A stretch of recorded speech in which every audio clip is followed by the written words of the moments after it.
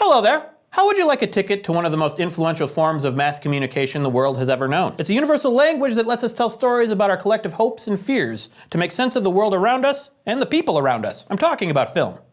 You probably figured that out because of the title of this video, but yeah. I'm talking about film. This powerful medium sits in a sweet spot of human culture at the intersection of art, industry, technology, and politics. It's inescapable, like FBI piracy warnings and trailers that give away the entire movie. I'm looking at you, Batman versus Superman. And also versus Wonder Woman, apparently, because I learned that from the trailer. But before we get to a mouse named Mickey, a little tramp, or whether or not Han shot first, we have to go all the way back to the beginning, in a galaxy far, far, well, right here. We have to go all the way back to the beginning because the creation of this cornerstone of modern entertainment was basically an accident. We owe it all to the inventors and artists who are experimenting with new technologies and trying to capture snippets of reality, to see the world in a whole new way. I'm Craig Benzine, and this is Crash Course Film History. Ready? Lights, camera, action! Roll the intro now. We should roll the intro, I think.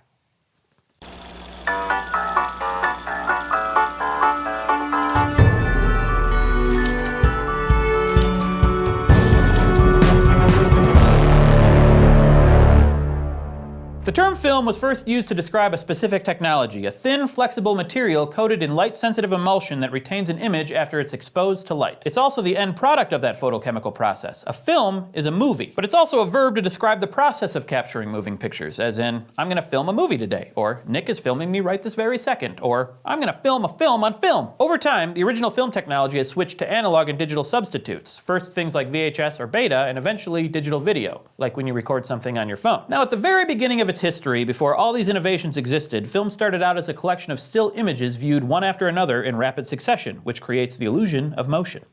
Like what you're seeing right now. It was a magic trick, and from that trick came an art form that's a blend of literature, drama, photography, and music. So, how does this illusion actually work? It all comes down to a couple quirks of human perception. Tricks your eyes play on your brain, or your brain plays on your eyes, or maybe both. The 19th century British scholar Peter Mark Roget was the first to describe one of these tricks, called persistence of vision. Basically, this is the phenomenon that keeps you from seeing the black spaces between the frames of a projected film. Now, frame can mean a lot of things in film language, but in this case, it's what we call one of the still images that make up a movie. It turns out that if a frame flashes in front of your eyes, your brain retains that image for about 1/5 of a second after it's gone. If another frame appears within that 1/5 of a second, your brain won't register the black space between them. You'll just perceive the next image. So when a film flashes 24 frames per second in front of your eyes, your brain doesn't interpret it as 24 images separated by flashes of black. Instead, it looks like a constant picture. This effect can be combined with another oddity of perception called the phi phenomenon, defined in 1912 by the Czech-born psychologist Max Wertheimer. Incidentally, oddity of perception, my nickname in high school. The phi phenomenon is an optical illusion that lets you see a series of images in rapid succession as continuous motion. Think of those flip books you played with as a kid. Take a series of still pictures shot or drawn in sequence, flip them quickly before your eyes, and voila! The illusion of motion. You have yourself a motion picture, or a moving picture. In other words, a moving picture-y. Better yet, a movie. Write that down, that's what we're going with. Now, people have been telling stories since we've had language, and they've been using pictures, even animating them, for almost as long. One line of thinking traces movies all the way back to cave paintings in places like Chauvet, France, or El Castillo, Spain. You know, those images of animals, trees, and human figures painted on stone walls as far back as 32,000 years ago? Scientists think the original artists might have used flickering torchlight to make them appear to move. Fast forward to just 5,000 years ago, and we find people inventing more sophisticated devices to create that same illusion of motion. Among these pre-film animation tools, the ones we're most familiar with are called zoetropes. These are like a bowl or a deep cylinder with sequential images painted on the inside and small slits or windows cut into the edges. Spin the bowl and peer through the slits, and thanks to persistence of vision and the phi phenomenon, the pictures seem to move. Ooh. Over the centuries, these devices came in lots of different forms and just as many names. Phenakistoscopes, stroboscopes, stereoscopes, all kinds of scopes. But not Scope, the mouthwash. That's something else. And for a long, long time, this is as close as we ever got to film. Until photography came along. Now, it's important to remember that no one set out to invent movies. There was no one mastermind and no grand plan to revolutionize communication or art on a global scale. If I was around, it would have been me, but there wasn't anyone. Instead, film as we know it today exists because of a series of happy accidents, technical innovations, and scientific byproducts. Because really, at the beginning, nobody knew what they were doing. Just like now.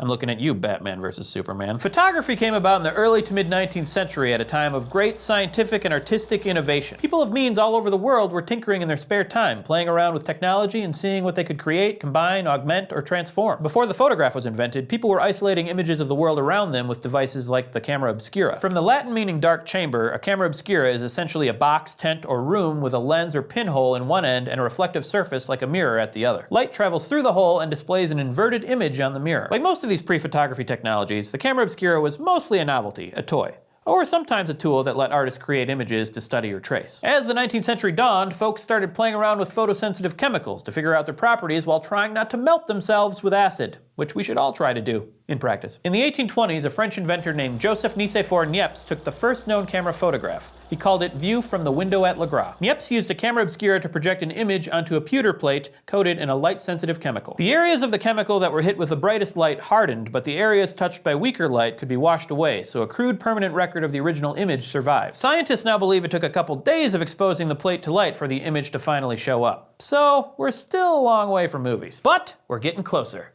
Get excited. Louis Daguerre, another Frenchman and a close buddy of Niepce, was able to shorten the exposure time to just a couple of minutes. His Daguerre-type process became the first commercially available mass-market means of taking photographs in 1839. And this is usually considered to be photography's birthday. Hooray! Happy birthday. But hold on, the Daguerre type still had a few problems to work out. The photographs were pretty fragile, they weren't easy to replicate, and the chemicals were, shall we say, toxic. Along came George Eastman, an American entrepreneur and founder of Eastman Kodak, who invented a way of taking pictures on paper rather than metal or glass plates. This method also didn't need as many chemicals, which probably saved a lot of snap-happy inventors from health problems. Now photography was off to the races. Literally. So let's go to the thought bubble and see how photographs were used to pause time and take a closer look at movement. Take it away, thought bubble. Well, I'm gonna narrate, so. In 1872, Leland Stanford, the former governor of California and horse race aficionado, made a bet with another bigwig that a horse at full gallop raises all four hooves off the ground at some point. To settle the bet, Stanford commissioned a photographer and inventor named Edward Muybridge to find photographic proof. So Muybridge set up 12 cameras along a racetrack, each triggered by a tripwire to capture a still image of a horse in motion. His set of 12 photos was something brand new, rapid motion broken down into frozen, studyable moments. Spoiler alert, Governor Stanford won his bet. There were a couple images where that horse wasn't touching the ground at all. Muybridge's experiment launched a wave of motion studies as photographers and inventors all over the world began using these new technologies to break down continuous motion into individual images. And that was one giant step closer to motion pictures.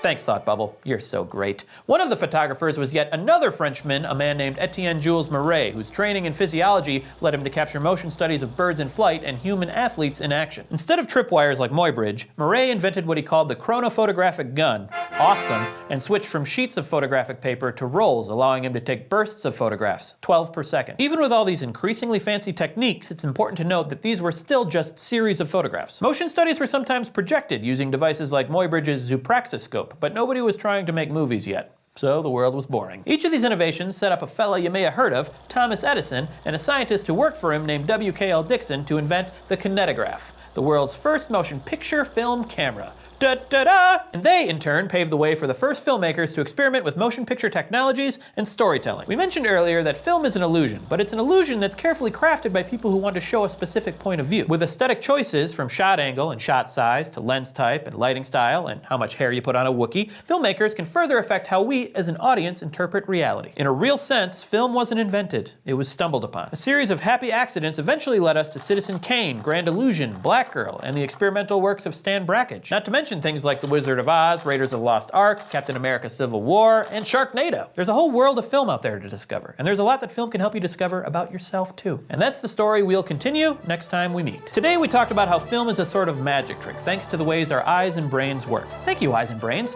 We introduced the very beginnings of film when people started using sequential images to tell stories. We discussed photography as a huge technological leap forward since chemicals and light could capture images and break down fast-moving reality like never before. And next time, we'll learn about the very first motion picture cameras and the start of movies as we know them now. Hello, I'm Craig, and this is Crash Course Film History. You probably know Thomas Alva Edison as the inventor of the light bulb or the phonograph, but that's not entirely true. Gasp! He's an icon of American innovation and personally came up with dozens of new devices, but he was also one of those guys with too many ideas to accomplish all by himself. just like me. So he hired a batch of talented assistants and put them to work in the world's first industrial research lab in Menlo Park, New Jersey. And with their help, Edison made some major contributions to lots of technologies, including the technology of film. Hey, that's what we're talking about. One of those engineers was a young man named William, also known as W.K.L. Dixon, or Wickle Dixon, as I like to call him. His assignment was to create something that would animate photographs, something Edison hoped would do for the eye what the phonograph does for the ear. Within a few years, Dixon invented a couple devices, the world's first motion picture camera and a peep show style device that let people watch movies. I love movies. Just like that, film production was born, and audiences hungry for movies weren't far behind.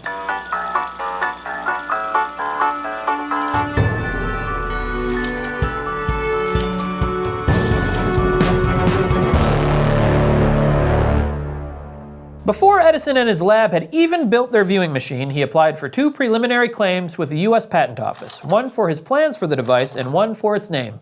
Thomas Edison, ever the patenter. The idea was to create a coin-operated entertainment machine that produced images to go along with music or speech that played from a phonograph. Edison wanted to call it the kinetoscope.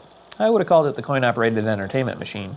graph, but whatever. For William Dixon and his team working in Edison's lab, the pressure was on, and there were a few technical challenges right away. First, they needed to invent the camera to capture the images that would play in the kinetoscope. Duh. While Edison was on a trip to France, he ran into our old friend Etienne Jules Marais. Remember him? That guy with the chronophotographic gun? Awesome, who shot motion studies of all those animals. Edison raced back to New Jersey and gave Dixon the scoop on the chronophotographic gun. Awesome, and they decided to develop their own camera based on that design. But there was another problem. Rolls of paper film just weren't durable enough to capture a long series of images and be played back over and over again. After some experimentation, Dixon found that celluloid film strips that were coated in light-sensitive emulsion did the trick. It's a technology that's still being used today. When in doubt, coat in light-sensitive emulsion, as the saying goes. So Edison hit up his old entrepreneur buddy, George Eastman of Eastman Kodak. Remember him too? And Eastman began making lots of celluloid film in 50-foot rolls, which gave Dixon all the material he needed. The last technical hurdle was figuring out a way to stop the film very briefly and at regular intervals. Their devices needed to capture and project a series of distinct images instead of an indecipherable blur, which is what you'd get if you ran a roll of film straight through a camera or a kinetoscope. So both the camera and the viewing device had to be able to grab and hold a frame of film long enough for it to be exposed to light, and then move it along and grab the next one. To do this, Dixon took one of those long rolls of celluloid film and cut holes along the edges. We eventually called these sprocket holes. Then he fashioned an intermittent stop-and-go device inspired by the inner workings of a pocket watch. This device was kind of like a wheel with tiny teeth that grabbed the perforated film strip by the holes and pulled it forward. The teeth stopped for a split second before grabbing the next set of holes and moving the film forward again. This way, the viewer would see a sequential series of still images that created that delicious illusion of motion,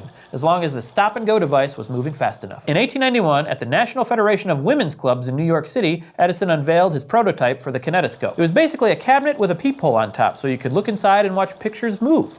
Movies! I love movies. And it was the first device that allowed for film exhibition, which is how a film is shown to an audience. But as innovative as Edison was, there were limits to his vision.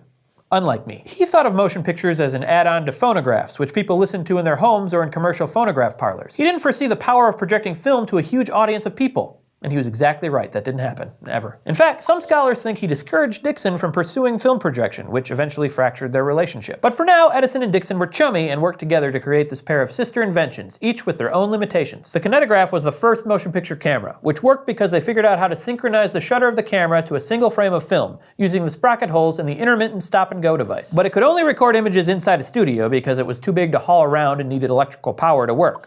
No vlogs yet, but soon. Not that soon. The kinetoscope, on the other hand, was a peep show device used to view the film developed from the kinetograph. It could only show movies to one person at a time and held 40 to 50 foot rolls, so the movies themselves could only be about 16 seconds long.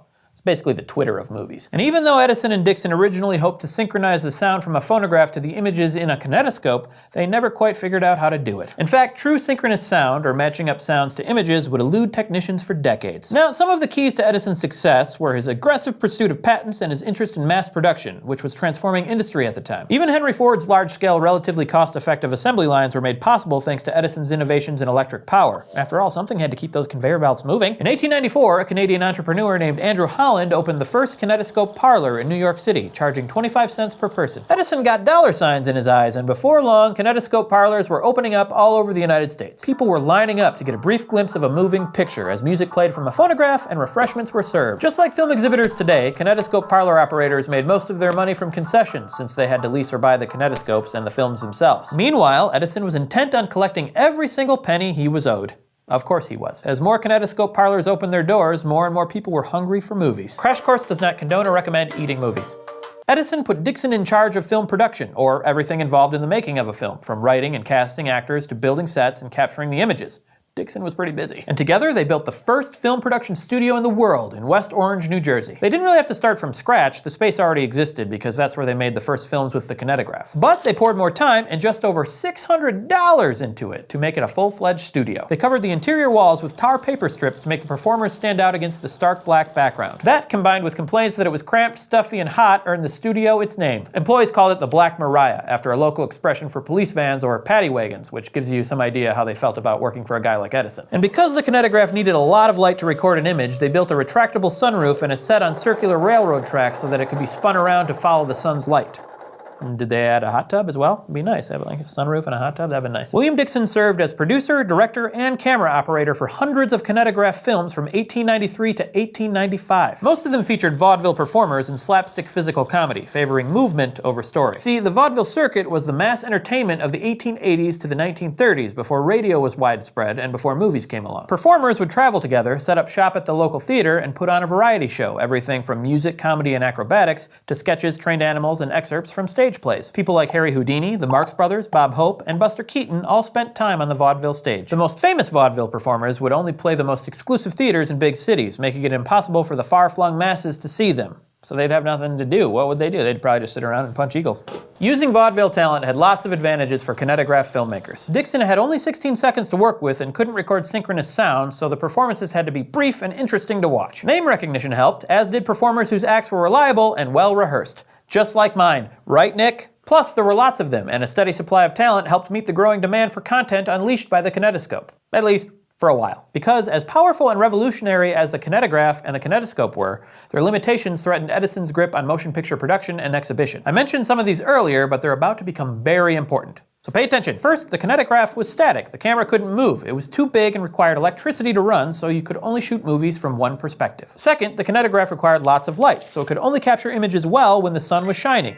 In New Jersey. Third, the kinetoscope peephole viewing system meant that only one person at a time could watch a movie, which is fine if you're like me and you don't like being around other people, but it's not for everyone. That meant a lot of waiting your turn to watch, limiting the number of customers a kinetoscope parlor could admit each day. Film had arrived, thanks to Thomas Edison and especially William Dixon. Whatever else filmmakers were going to do, whatever else movies were going to become, this was their start. Today we talked about two key inventions, the kinetograph and the kinetoscope, that were used to capture and exhibit the very first moving pictures. We discussed how the principles of industrial mass production helped spread their inventions, altering the landscape of mass entertainment forever.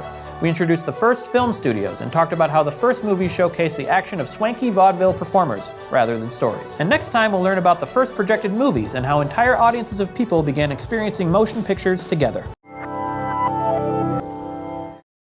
Hi, I'm the Internet's Craig. This is Crash Course Film History. Based on what you've probably heard or read, or what I told you last time, you're probably under the impression that the development of modern film technology is all thanks to famous inventor Thomas Edison and his less than famous employee, William Dixon. You're wrong.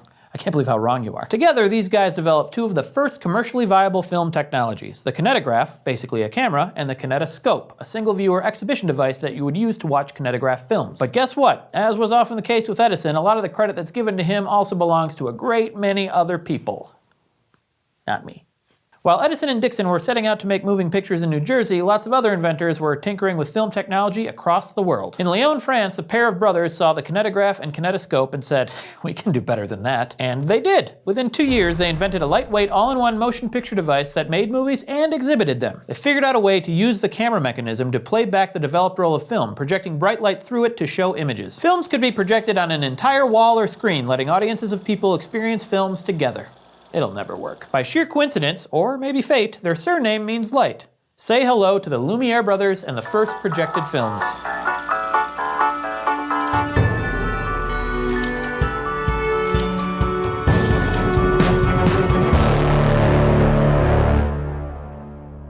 Auguste and Louis Lumiere were born in the 1860s in eastern France. In 1870, their father moved the family to Lyon and opened a small factory that made photographic plates. The family businesses, like all my businesses, teetered on the edge of bankruptcy until the brothers took over. They devised machines to help automate the plant and invented a new and improved photo plate. By the time they started experimenting in film technology, the Lumiere brothers had lots of experience in business, engineering, manufacturing, and photography. They were intrigued by Edison's motion picture devices, but quickly saw the flaws. The camera was hard to move, and only one person could watch a film at a time. So they went back to the basics and made a better camera. Remember the intermittent stop-and-go mechanism, how motion picture cameras need to stop the film long enough to expose one frame to light before moving the roll to the next frame? Do you remember that? Well, the Lumiere brothers developed a device around the stop-and-go mechanisms used in sewing machines. They weren't the only ones tinkering with this engineering problem, though. Inventors were working independently all over Europe and the United States, putting the pieces together that would one day become cinema. By 1897, the German optician turned film pioneer Oscar Mester perfected his design for the stop-and-go mechanism, called the Maltese Cross, named after the metal with the same shape. It's also called the Geneva drive because it was first invented in Geneva, Switzerland for use in mechanical watches. Mester's device has really stood the test of time. We still use a version of it in most projectors today. But back to the Lumieres and their motion picture camera. Transition punch! Their whole contraption was a compact, portable box. It was light enough for one person to carry. The camera was operated by a hand crank, so it didn't rely on an electric power source. It used the same 35mm film as Edison's kinetograph, but it could also develop the film that it shot. No more sending film off to the lab and waiting for the mail. I hate waiting for the mail. But that's not all. Once the film had been developed, the Lumiere device could be reconfigured into a projection machine. So many things in one. It's like, just good. They could run the developed film back through the intermittent stop-and-go mechanism, and with a bright light source, the images could project onto a wall or a screen. This device could do it all. You could carry it with you out into the world, capture footage, develop the film, and then project it anytime, anywhere, any way you wanted. Don't do it vertical, though. Commenters will hate that. Compared to the kinetograph and kinetoscope, it was kind of like the technological leap from the old school flip phone to a smartphone. The Lumiere brothers wanted to call their invention the cinematograph, which means writing with movement. Like Edison, the Lumiere brothers were savvy businessmen and secured international patents for all their technology. Doing Edison one better, they saw a lot of potential in having large public film screenings. Before the public unveiling of their cinematograph, they held a series of private parties where they projected films for groups of distinguished guests, stoking interest and excitement. And then, in Paris, on December 28, 1895, at the Salon Indien in the basement of the Grand Café, Auguste and Louis Lumiere screened a series of 10 short films and changed the world forever. Now, I should mention that this wasn't technically the first public screening of a motion picture. That honor, as far as we know, goes to Woodville Latham, an American chemist and kinetoscope owner who projected a film of a boxing match in New York in May 1895. What set the Lumiere brothers apart was that they played up the intrigue of their device and gained publicity, plus their superior image quality and the sheer number of films they presented. This is the movie business, after all, and hype almost always wins, so the credit for first successful public screening typically goes to Auguste and Louis Lumiere. Sorry, Latham. Better luck next time. Maybe go back to chemistry.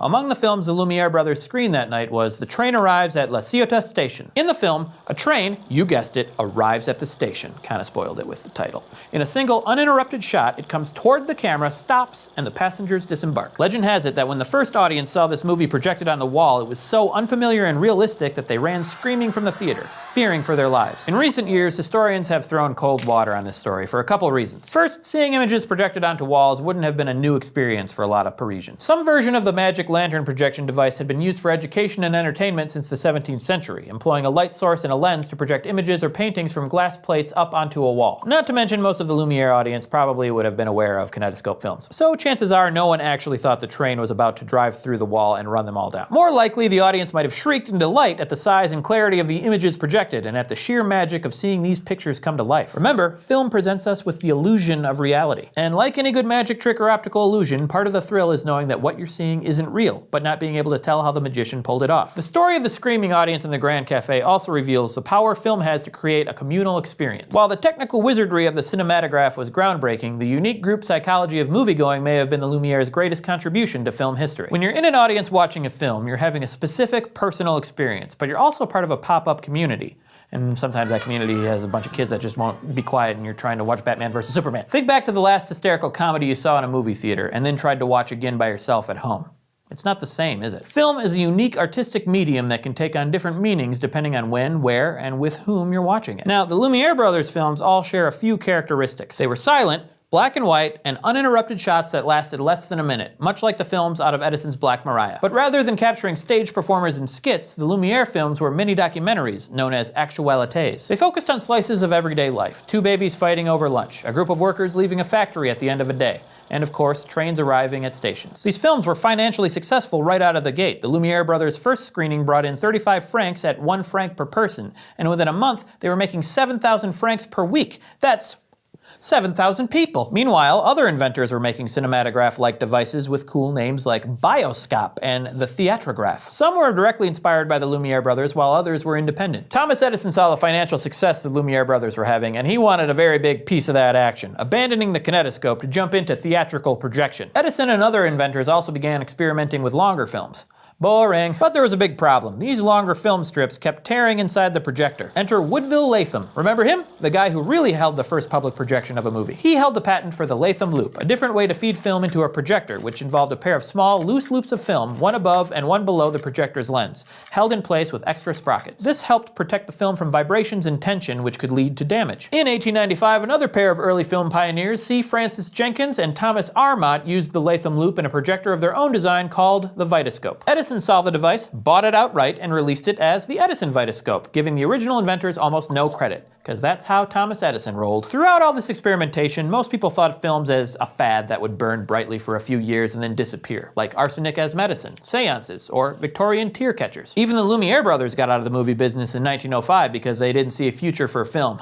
Good idea. And it's true, 50-second vaudeville performances and actualités will only entertain audiences for so long. But film was growing into something bigger, a method of mass communication that was starting to make itself indispensable. As time went on, filmmakers would take cinematographs to far-flung places, capturing movies of the Amazon basin, the pyramids of Giza, and the ruins of ancient Rome. Suddenly you could walk into a theater in Peoria, Illinois and see Sherpas climbing the Himalayas. In some ways, these kinds of films knit the world closer together, showing people sights they'd never experienced in real life. You can even compare film history to the early days of YouTube. Sure, we started with Jawed at the zoo and cat videos and kids on dental anesthesia, but that was just scratching the surface of a medium that's let us create so many weird, wonderful, and important things, and it's changed the way we see ourselves and the world around us. Today, we introduced you to the Lumiere brothers and their cinematograph, the all-in-one camera, film developing lab, and projector. We learned about the first big public film screenings and how people were beginning to have collective movie-going experiences, as well as very personal ones. We discussed actualités, the snapshots of everyday life, and how some filmmakers were beginning to push the envelope,